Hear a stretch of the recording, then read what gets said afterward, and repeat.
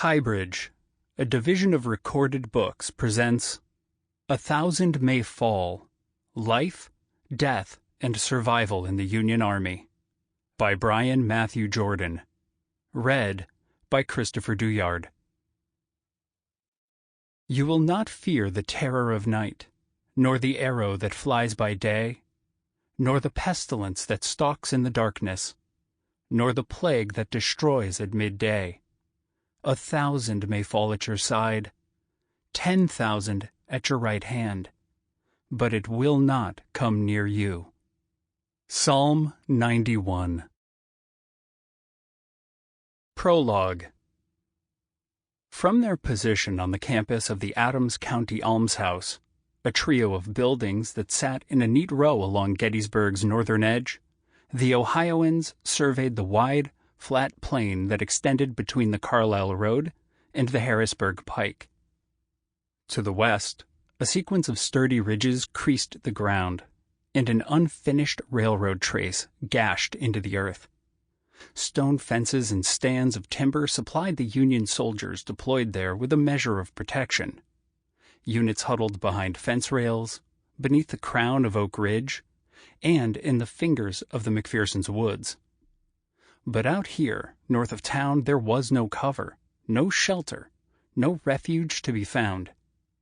As they looked to their front on this warm July afternoon, the men spied only the slight earthen knob that locals called Blooker's Knoll. War makes a habit of promoting otherwise unremarkable ripples in the ground to sudden significance, and in that respect, this day would be no different.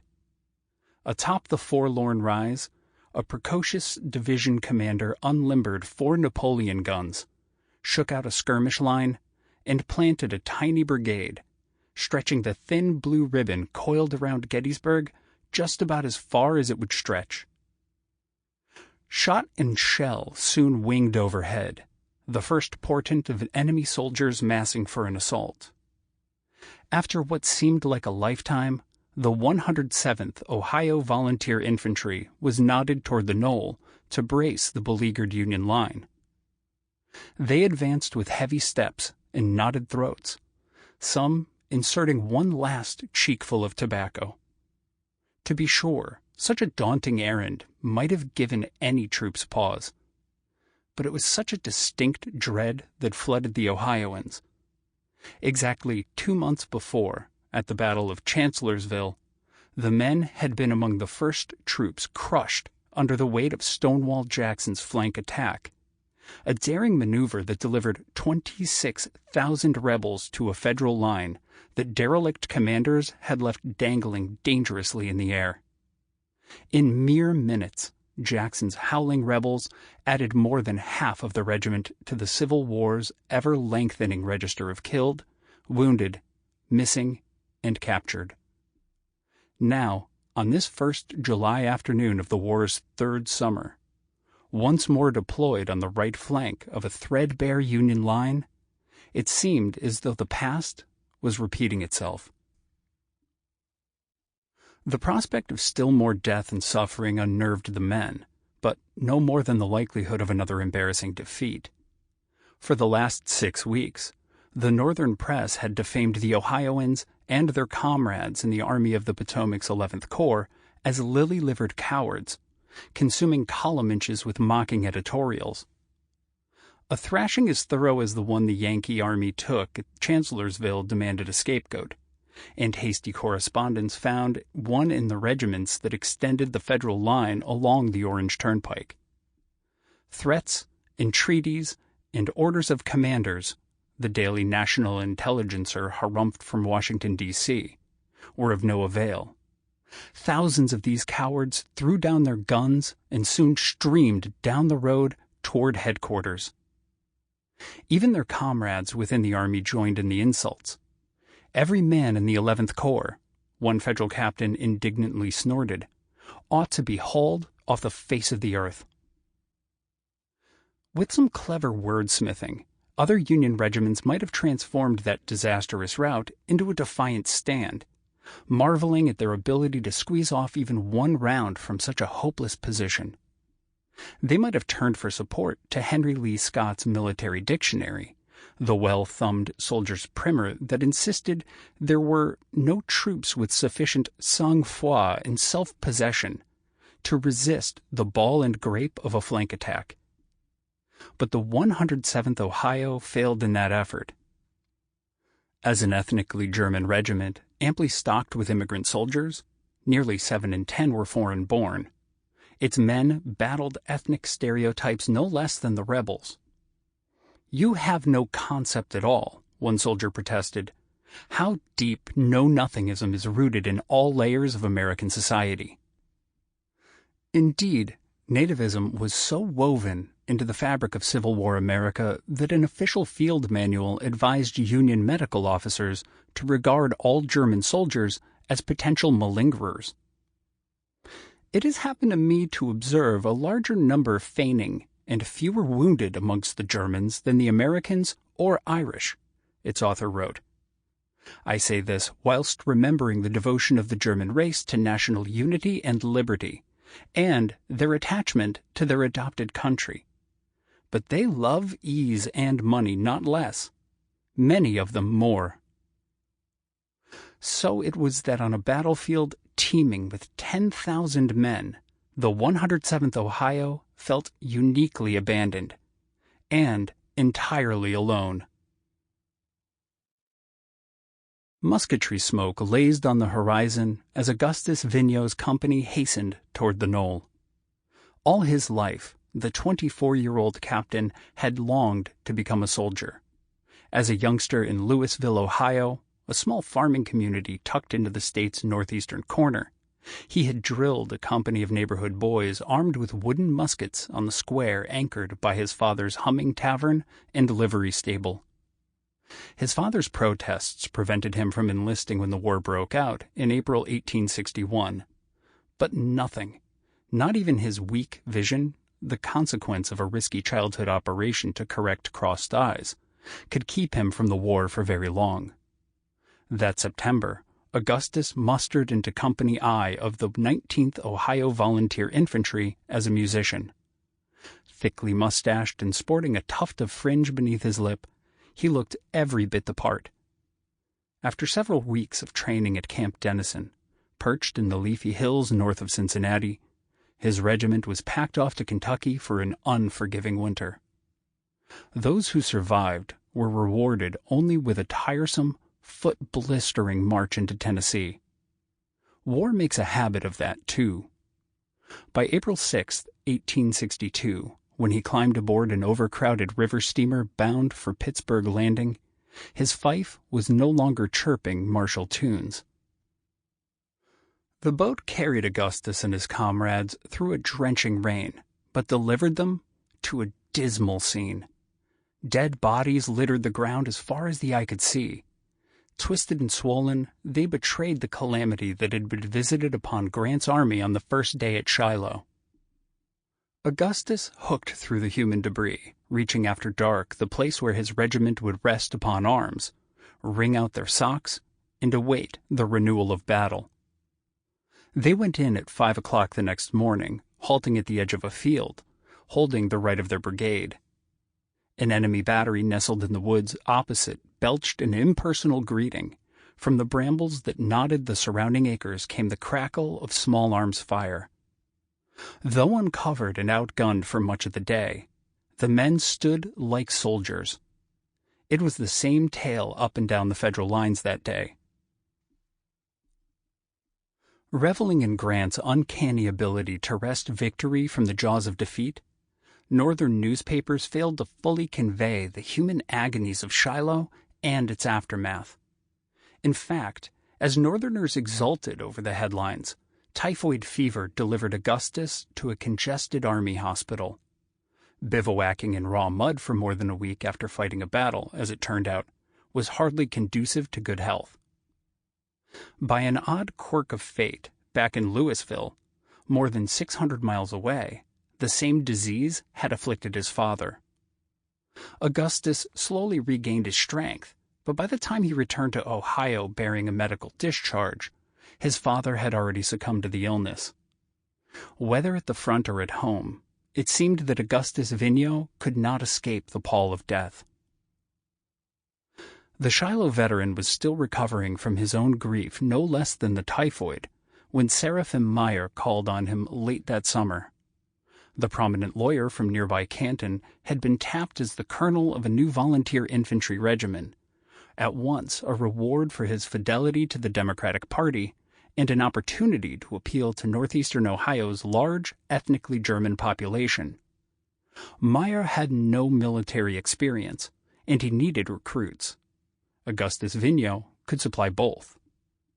His late father's handsome brick tavern still throbbed with activity, and he knew all the roads and trails, and most of the travelers within a radius of 40 miles.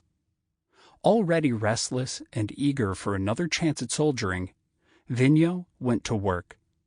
By September, he had recruited more than 70 men for Company H of the 107th Ohio Volunteer Infantry. Back in Gettysburg, as Captain Vigneault steadied his men from Stark County atop Blooker's Knoll, Second Lieutenant George Billow braced neighboring Company I for the fight. Born in Hesse-Darmstadt in 1833, Billow was 11 when he emigrated to the United States with his parents and 7 siblings. They formed the tail end of the Auswanderung, the migration of self-sufficient farmers, shop owners, and artisans, according to one historian, people who had something to lose, and were losing it, across the Atlantic. Buoyant reports from the growing population of ethnically German immigrants in the United States, the German population would swell to some 1.3 million by the eve of the Civil War, helped to revive dreams dashed by the soaring land prices and dwindling harvests at home. While later waves of German immigration delivered prominent political refugees and veterans of the failed democratic revolutions of 1848 to American shores, the Auswanderer embarked for the United States not to build something new, but to conserve something old. For the Billows, that something old was sowing their own land and reaping their own harvests. They left Hesse-Darmstadt, notwithstanding the noble air of its spacious mansions. The English novelist Francis Trollope remarked, it appeared to be a city whose glory had passed away, for a farm near Sandusky, Ohio, not far from the shores of Lake Erie. George tilled the fields until the age of 17, when he was apprenticed to wagoner Ambrose Ochs, himself a recent German immigrant, in nearby Fremont. The low wages and long days, as one carriage maker remembered, made most boys long for the time when their apprentice days would be over. After perfecting his craft in Cleveland, he trekked south along the towpath of the Ohio and Erie Canal to Akron.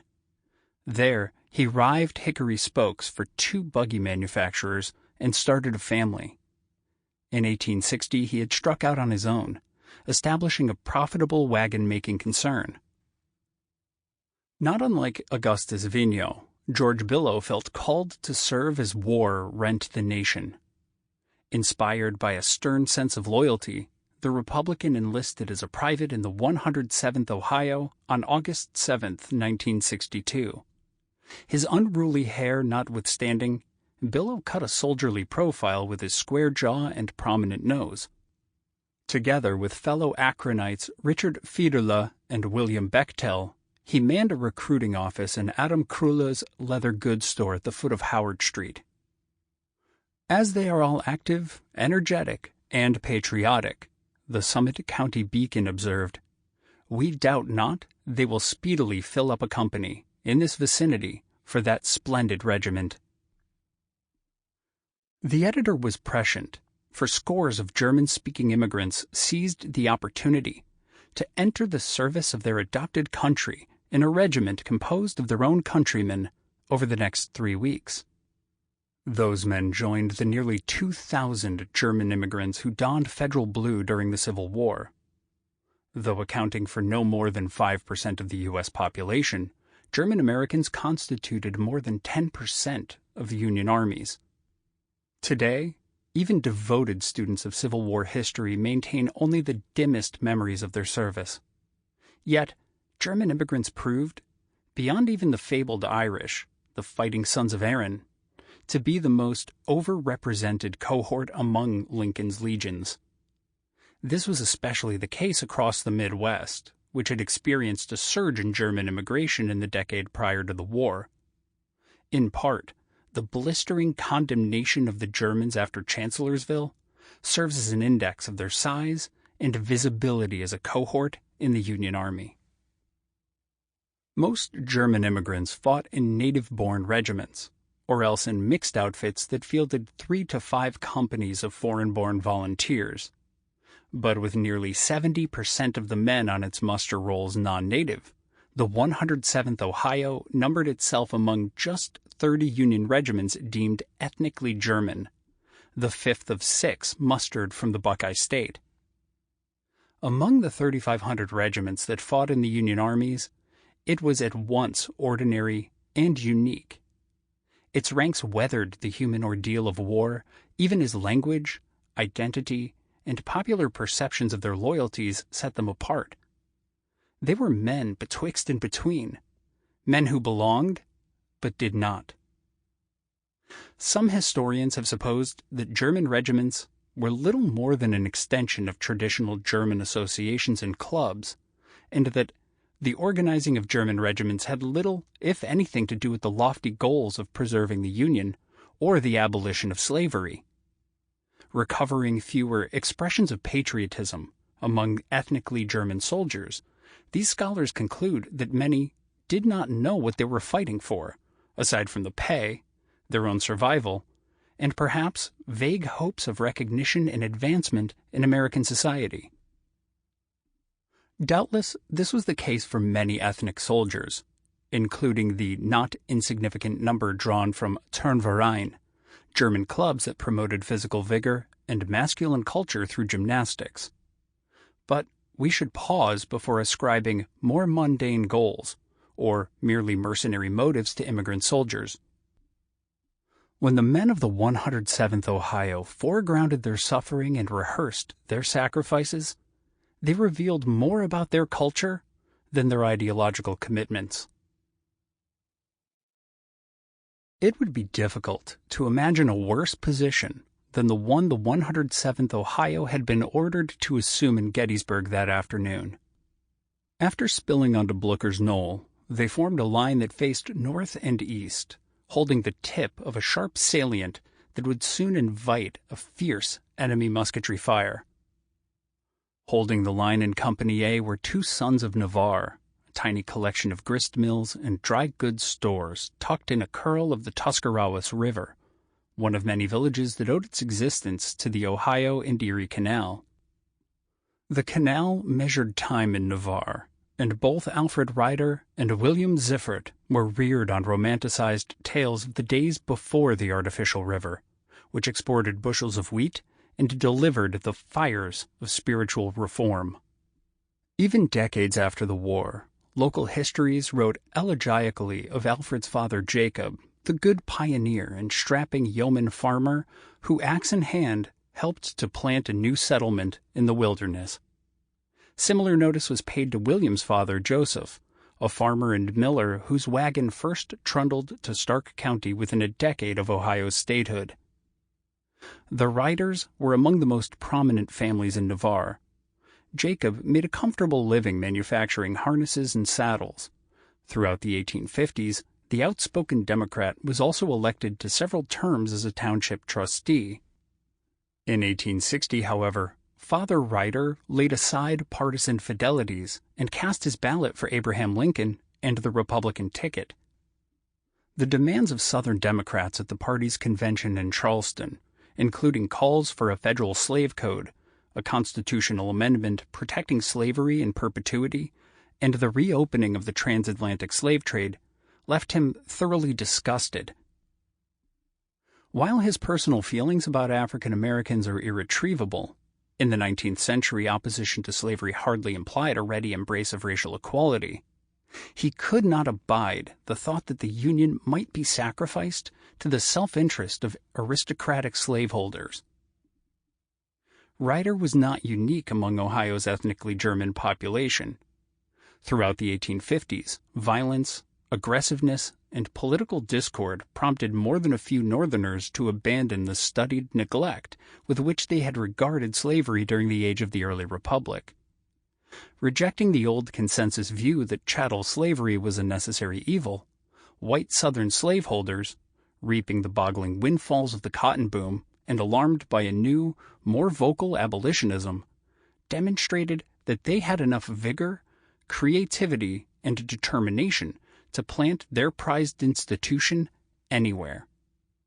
Slave renditions and gag rules, ballot box swindles, and activist court decisions conspired to persuade many Northerners that the slave power posed a real threat, not only to the Union, but to the very idea of self-government. The new Republican Party quickly tallied support from Whig and Democratic voters whose old parties collapsed under the weight of events. Between 1856 and 1860, one historian contends, many German working people rallied to the Republican banner. Appeals to the promise of free labor and Republican liberty were persuasive enough to overcome both the new party's nativism and the distance some wary immigrants kept from anti-slavery crusaders. In Cleveland, for instance, nearly half of the city's German population cast ballots for Lincoln. The returns were still more impressive in Cincinnati, where the ethnic wards cushioned Republican margins at the polls. Jacob Ryder thus expressed few, if any, reservations when his 23-year-old son Alfred enlisted in the 107th Ohio in July 1862. A few weeks later, Alfred's boyhood chum, 18-year-old William O. Ziffert, joined him. As one of the youngest soldiers in Company A, William, with his coal-black eyes and mane of matching hair, quickly won his way into the hearts of the officers and privates, one comrade recalled. Since casualty reports regularly crowded newspaper columns by the war's second summer, the boys had some indication of what they could expect. They could also rely on a first-hand account from the front. Earlier that year, William's older brother Alfred suspended his studies at Otterbein College and mustered into the ranks of the 76th Ohio Volunteer Infantry. That spring, Alfred would have plied his family with tales of what he saw at Shiloh, the same fight in which Vigneault experienced his baptism by fire. Even so, as Alfred and William reached for their cartridge boxes atop the knoll, that rude schoolhouse at Navarre's Edge must have seemed a world away. Given their newfound political allegiances, it was hardly surprising that Ryder and Ziffert were among the regiment's first and most enthusiastic volunteers. But hardly anyone would have expected Christian Rieker and John Brunny to respond to the steady drumbeats beckoning young men to war. Rieker and Brunny were both sons of Zoar, a pacifist, communitarian society nestled in the chestnut and hickory-shaded Tuscarawas Valley, no more than 15 miles south and just slightly east of Navarre. Almost a half a century before, a quest for religious freedom and spiritual rebirth delivered an earnest band of Württemberg separatists to northeastern Ohio. Adhering to radical pietism, these men and women had chafed under the 18th century rationalism of the Lutheran Church. Embracing the Holy Scriptures as the only true measure and guide of their lives, the separatists withdrew from all ecclesiastical connections and constitutions, refusing to doff their hats, bend their knees, or uncover their heads for anyone. True Christian life, they held, demanded neither ceremony nor sectarianism. Anticipating Christ's return, the separatists withheld their children from the schools of Babylon and rejected the military service required by the state. "We cannot serve the state as soldiers," they explained, "because a Christian cannot murder his enemy, much less his friend." The separatists became the object of taunts that quickly devolved into tyranny. The state levied steep fines on parents who refused to send their children to the state-run school. Those who could not pay were imprisoned indefinitely, suffering the ill effects of bad food, vermin, stench, hard labor, and lack of heat. The children of those jailed were packed off to orphanages. Ironically, these humiliations merely reinforced the unique bond that welded the separatist community together. Unable to find any refuge from oppression in the fatherland, the separatists set sail for America. In August 1817, just 3 months after their crammed ship nudged its way into the English Canal, the separatists offloaded onto the docks of Philadelphia. There, they met a German Moravian land broker whose bargain price on a 5,500-acre tract in northeastern Ohio proved irresistible. That autumn, they zagged their way through the spinneys of forest and over chains of hills, arriving just before Christmas at the little place they called Zoar. While one of the earliest arrivals recalled planting a wretched settlement of log huts in a trackless wilderness, his reminiscence, not unlike the cloying boosterism of local histories, rendered invisible the Delaware people who had long seeded the soil. Zoar quickly grew beyond a collection of log huts and into a bustling community. In April 1819, having survived the vicissitudes of an Ohio winter, the refugees inked Articles of Association for the Society of Separatists of Zoar. Disclaiming all ownership and property, the Zoarites joined the host of communitarian experiments and backwoods utopias that dotted the landscape of mid-19th century America. Even so, the Zoarites tracked national political developments with some interest and readily identified slavery as the source of the deepening sectional rift. Sympathies with the cause of emancipation, one of the separatists regarded slavery as a blot of shame that cannot be allowed to stay, collided with their pacifism, especially as the shock and violence of the war moved the conflict in new, more revolutionary directions. Bloodletting on such a massive scale demanded deeper meaning, which at least some Civil War Americans divined in slavery's fitful demise. Still, most Zoarites proved stubbornly resistant to war fever as it romped across the nation. In fact, after considering the war's means and ends, many renewed their commitment to pacifism. Master tenor John Bruni and his friend the blacksmith Christian Rieker, however, would not be among them. In late August 1862, the duo of 20-year-olds, together with 10 of their neighbors, announced they would enlist in the 107th Ohio. The eldest of 7 children born to Zoar's shoemaker, Bruni would join the regiment's band, a natural fit, considering how music dominated the Zoar soundscape.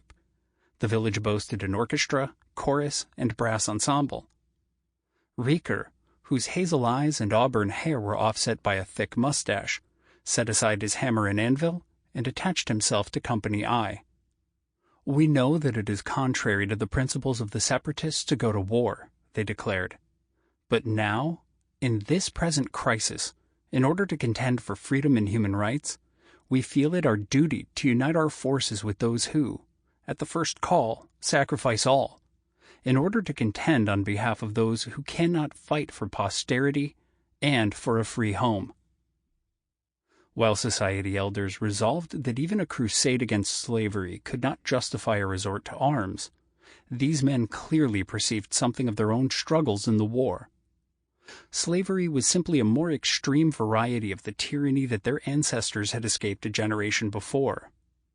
Southern planters denied enslaved men, women, and children their freedom, but they also menaced white liberty, making a mockery of democratic institutions and promising to plant slavery even where the founders had declared free soil for free men. For lads like Bruni and Rieker, who believed in the dignity of labor and subscribed to a millennial vision of personal, social, and societal reform, slavery was a curse. Still, their clear-eyed statement of purpose concealed gnawing doubts.